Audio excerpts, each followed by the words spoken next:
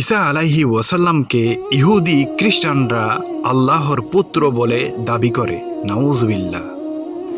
এদের জবাব দেওয়ার জন্য মহান আল্লাহ তাআলা কি বলেন পবিত্র কুরআনে, তাহলে শুনুন। নিশ্চয়ই মহান আল্লাহ বলেন, নিশ্চয়ই তারা কাফের যারা বলে মসি ইবনে মরিয়ম আল্লাহ। আপনি জিজ্ঞেস করুন, যদি তাই হয় তবে বলো, যদি আল্লাহ মসি ইবনে মরিয়ম, তার জননী এবং ভূমণ্ডলে যারা আছে তাদেরকে ধ্বংস করতে চান, তবে এমন কারো সাধ্য আছে কি যে আল্লাহর কাছ থেকে তাদেরকে বিন্দু মাত্র বাঁচাতে পারে? নবমণ্ডল, ভূমণ্ডল ও এতদুভয়ের মধ্যে যা আছে সব কিছুর উপর আল্লাহ তাআলার আধিপত্য। তিনি যা ইচ্ছা সৃষ্টি করেন। আল্লাহ সব কিছুর উপর শক্তিমান।